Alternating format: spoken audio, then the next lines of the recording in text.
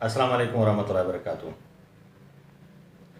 La knowledge for all में आज अपना टॉपिक है specific relief for recovery of possession of immovable property. Immovable property का possession recover करने के लिए स्पेसिफिक रिलीफ एक्ट 1877 का सेक्शन 8 और सेक्शन 9 डील करता है। सेक्शन 8 के जो प्रोविजंस हैं वो जनरल इन नेचर हैं और सेक्शन 9 के जो प्रोविजंस हैं वो स्पेशल इन नेचर हैं। उनकी जो पोजीशन है वो कुछ स्पेशल है और सेक्शन 8 की जो पोजीशन है वो उसकी जो पोजीशन है वो जनरल है। सेक्शन 8 और 9 के तहत जो रिलीफ मांगा जाएगा वो भी सिविल प्रोसीजर कोड के तहत बाकायदा दावा दाखिल की जाएगी, सूट दाखिल किया जाएगा before the competent civil court of law और वहाँ पे प्रोसीजर जो सिविल प्रोसीजर कोड में दिया गया है वो कम्प्लीटली अप्लाई किया जाएगा। सेक्शन 8 के तहत जो recovery of possession of immovable property होती है उसमें ये कंडीशन है कि अगर किसी शख्स को डिस्पोजेस किया गया है या वो उस प्रॉपर्टी का टाइटल उसके पास है, वो उसका मालिक है, इनहेरिट करता है, कॉन्ट्रैक्ट में उसके पास आई है या सेल में उनके पास आई है, किसी भी तरह से अगर वो उसका मालिक है, ओनर है और उसको पोजेशन या तो मिला ही नहीं है या उसे डिस्पोजेस किया गया है, तो उन सूरतों में वो पोजेशन के लिए सूट दाखिल कर सकता है, लेकिन उसमें उसको टाइटल अपना साबित करना होगा। लेकिन अगर ऐसा कोई शख्स है जिसके पास उस प्रॉपर्टी का जो इमूवेबल प्रॉपर्टी है उसकी ओनरशिप का कोई डॉक्यूमेंट नहीं है और जिस शख्स ने उसे डिस्पोजेस किया है उसके पास भी कोई टाइटल डॉक्यूमेंट नहीं है, तो इस सूरत में जिस शख्स को डिस्पोजेस किया गया है उसको रेस्टोरेशन का हकदार समझा जाता है और उसे ये प्रॉपर्टी वापस दिलाने का अख्तियार है कोर्ट को, क्योंकि दोनों अशखास की पोजीशन एक जैसी है, स्टेटस एक ही है, दोनों के पास कोई टाइटल डॉक्यूमेंट नहीं है। तो दूसरा जो शख्स है जिसने डिस्पोजेस किया है वो एक ट्रेस पासर बन गया, उसने आके इलीगली ऑक्यूपाई किया है। जो पहले शख्स कब्जे में था उसके कब्जे को उसने छुड़वाया है, तो अभी वो कोर्ट में आ सकता है क्योंकि पहले उसका राइट था जो पहले कब्जे में है उस प्रॉपर्टी के, ठीक है ना। अगर वो उसका पोजीशन उसके पास नहीं होता तो फिर तो जो शख्स बाद में पोजीशन में आया है तो फिर उसका भी राइट बन जाता। ऐसी दावा दाखिल करने के लिए लिमिटेशन एक्ट के आर्टिकल 134 के तहत 12 साल का टाइम दिया गया है।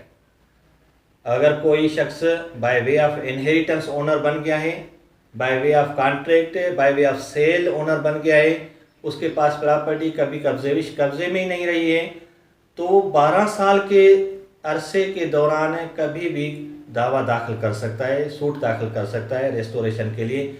अगर 12 ईयर्स गुजर गए तो उसके बाद उसकी दावा टाइम बार्ड हो जाएगी, उसकी जो सूट है वो सूट टाइम बार्ड होगी। जो टाइम बार्ड मैटर होते हैं वो कोर्ट नहीं चलाएगी तो फिर उसका नुकसान हो जाएगा।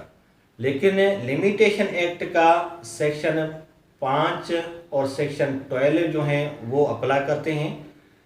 जब कोई टाइम गुजर जाए तो उसको कंडोन करने के लिए दरख्वास्त दी जा सकती है, लेकिन उस दरख्वास्त की कंडीशन ये है कि एक दिन को एक्सप्लेन करना पड़ता है। तो एक दिन अगर डिले की है तो क्यों की है, उस दिन तबीयत ठीक नहीं थी, कोर्ट को छुट्टी थी या कोई और मसला था या आप आउट ऑफ कंट्री थे, तो ये जब एक्सप्लेनेशन प्रॉपर हो जाएगा तो फिर जितने दिन उसने एक्सप्लेन किए हैं उतने दिन जो डिले होती है वो उसकी कंडोन हो जाती है। सेक्शन 9 स्पेशल रिलीफ एक्ट 1877, जो कि स्पेशल पावर देता है for recovery of position of immovable property. उसके लिए ये कंडीशंस हैं, तो किसी शख्स को उसकी मर्ज़ी के ख़िलाफ़ बगैर किसी कानूनी जवाज़ के, बगैर किसी कानूनी तरीक़ेकार के डिस्पोजेस किया गया है, अगर वो डिस्पोजेशन जो है विद इन 6 मंथ्स है, तो वो भी दावा दाखिल कर सकता है, वो सेक्शन 9 के तहत करेगा। और उसके लिए कंडीशंस ये हुई कि लाजमी तौर पे जो प्लेंटिफ है, जो दावा करने जा रहा है, वो प्रॉपर्टी के कब्ज़े में रहा है। जो सेक्शन 8 के मुताबिक थी वो ज़रूरी नहीं थी कि कब्ज़े में रहा है या नहीं रहा है, दोनों सूरतों में उसको अख्तियार था, वो दावा दाखिल कर सकता था। लेकिन इसमें उसके लिए एक बार आ गया कि पहले जो पोजीशन वापस लेना चाहता है, पहले प्रॉपर्टी के कब्ज़े में रहा है या नहीं रहा है। अगर रहा है तो उसे डिफेंडेंट ने डिस्पोजेस किया है। अगर डिफेंडेंट ने डिस्पोज किया, ये दूसरी कंडीशन है। तो डिस्पोजेस जो किया गया है वो without due course of law है, कोई कानूनी अख्तियार तो नहीं है, किसी कोर्ट का हुक्म तो नहीं आ गया, कोई कानूनी तरीके से डिस्पोजेशन तो नहीं हो गई। जब कानूनी तरीका अख्तियार हो जाए, उसमें भी जिस बंदे को डिस्पोजेस किया जाता है उसकी कोई कंसेंट तो नहीं होती है। तो इसलिए जब कानूनी तरीक़ेकार होगा तो कानूनी तरीक़ेकार मुताबिक जो डिस्पोजेस हो गया है तो वो भी दावा नहीं दाखिल कर सकेगा। चौथी कंडीशन इसकी है कि वो लाजमी तौर पे within 6 months before filing suit has been disposed, यानी 6 महीने से ज़्यादा अरसा नहीं हुआ है उसके डिस्पोजिशन को। जब किसी बंदे को जनवरी में डिस्पोजेस किया गया है तो वो उसको अख्तियार है जून तक का, वो जुलाई की 1 तारीख पे जाएगा, उसके बाद जो है उसका टाइम बार्ड हो जाएगा मीटर।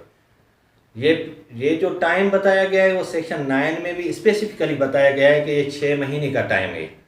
लेकिन उसके बावजूद लिमिटेशन एक्ट में भी ये क्लियर कहा गया है आर्टिकल 3 के मुताबिक कि ऐसी दावा within 6 months from the date of disposition shall be filed before the competent court of law. ऐसी दावा दाखिल करने वाले शख्स को सिर्फ साबित ये करना है कि he was in possession of the property, he has been disposed without due course of law. Title document दिखाने के लिए, प्रूव करने के लिए उससे कोई पाबंदी नहीं डाली गई है। लेकिन वो खुद जो प्लेंटिफ है, जो दावा करना चाहता है, वो खुद चाहे कि मैं अपना टाइटल भी एस्टेब्लिश करना चाहता हूँ, कोर्ट से ऐसी डिक्री लेना चाहता हूँ जिसमें मेरे टाइटल का भी जिक्र आना चाहिए कि मैं उस प्रॉपर्टी का ओनर हूँ और मैं पोजीशन में जो था, ओनर की कैपेसिटी में पोजीशन में था, तो फिर उसे जो है टाइटल एस्टेब्लिश कराने के लिए कोई बार नहीं है, मना नहीं है, वो करवा सकता है, लेकिन लीगल रिक्वायरमेंट नहीं है। दूसरी कंडीशन इसमें ये डाली गई है कि गवर्नमेंट के खिलाफ, आइदर फेडरल गवर्नमेंट हो और प्रोविंशियल गवर्नमेंट, जब वो किसी सबबा किसी शख्स से पोजीशन लेती है, वो भी लाजमी तौर पे अगर बंदा नाखुश है तो without consent of that person हो गई। अगर without consent of that person वो पोजीशन ले रही है गवर्नमेंट, तो गवर्नमेंट के खिलाफ ये सेक्शन 9 वाला सूट दाखिल नहीं होगा। तीसरा तरीक़ेकार ये बताया गया है कि there is no provision of appeal, order और decree passed in such suit is not open for appeal. उसमें कोई भी अपील नहीं है। कोई भी ऑर्डर करेगी कोर्ट, अगर डिक्री करती है, डिसमिस करती है, जो भी ऑर्डर करती है, तो दूसरी पार्टी को इसमें अपील करने का कोई अख्तियार नहीं दिया गया है। जब अपील का अख्तियार नहीं होता है तो फिर मुतासर जो शख्स है अगर समझता है कि मेरे साथ ज़्यादती हुई है, तो फिर अपील तो वो नहीं कर सकता है, लेकिन कॉन्स्टिट्यूशनल जुरिसडिक्शन जो होती है वो अवेल कर सकता है।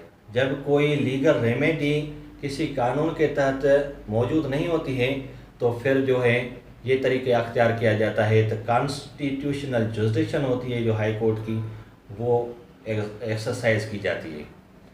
ये रेमेडी थी जो सिविल प्रोसीजर कोड के तहत दी गई है, जो specific remedy for recovery of position of immovable property कहलाती है।